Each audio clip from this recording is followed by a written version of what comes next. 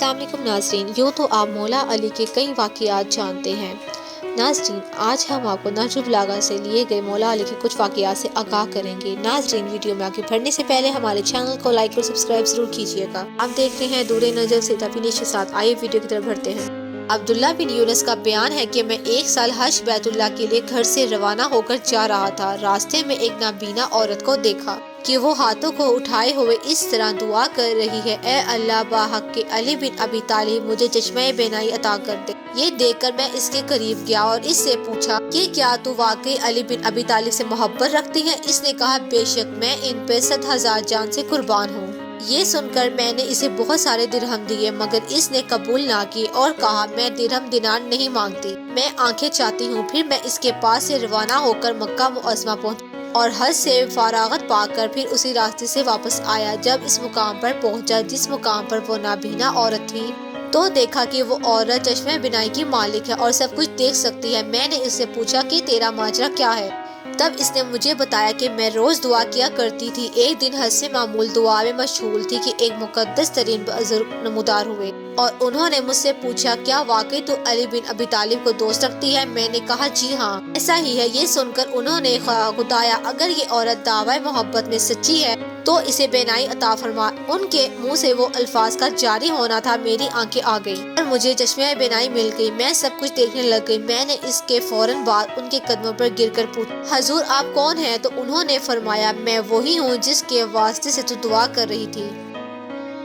नाज़रीन, रवायत में है कि एक दिन हजरत अली अलैहिस्सलाम मदीने की एक गली से गुजर रहे थे। आपकी निगाह अपने एक मोमिन पर पड़ी कि उस शख्स को बुरी तरह गिरफ्त में लिए हुए है। हजरत उसके करीब गए और उससे पूछा, ये क्या मामला है? तो उस मोमिन ने कहा, मौला, इस मर्द मुनाफिक के 1,700 दिनार का कर्जदार हूँ। इसने मुझे पकड़ रखा है और इतनी मोहलत भी नहीं देता कि मैं यहाँ से जाकर कोई बंदोबस्त करूँ। हज़रत अली अलैहिस्सलाम ने फरमाया कि तू जमीन की तरफ रुख कर जो पत्थर वगैरह तेरे हाथ में आए उन्हें उठा ले। चनाचा उसने ऐसा ही किया। जब उसने उठा कर देखा तो वो सब सोने के थे। हज़रत अली अलैहिस्सलाम ने फरमाया, इसका कर्ज अदा करने के बाद जो बचे उसे अपने काम में लाओ। रावी कहता है कि दूसरे दिन जिब्राइल के कहने से हज़रत मोहम्मद सल्लल्लाहु अलैहि वसल्लम ने इस वाक़े को असहाबा कराम के मजमे में बयान फरमाया। नाज़रीन, अब्दुल्ला बिन अब्बास का बयान है कि एक रोज नमाज सुबह के बाद हज़रत मोहम्मद सल्लल्लाहु अलैहि वसल्लम मस्जिद मदीना में बैठे हुए सलमान, अबू ज़र, मकदाद और हुज़ैफा से गुफ्तगू में मशगूल थे। मस्जिद के बाहर एक गलगला उठा। शोर सुन के लोग मस्जिद के बाहर आ गए तो देखा कि 40 आदमी खड़े हैं और इनके आगे एक नहायत खूबसूरत नौजवान शख्स है।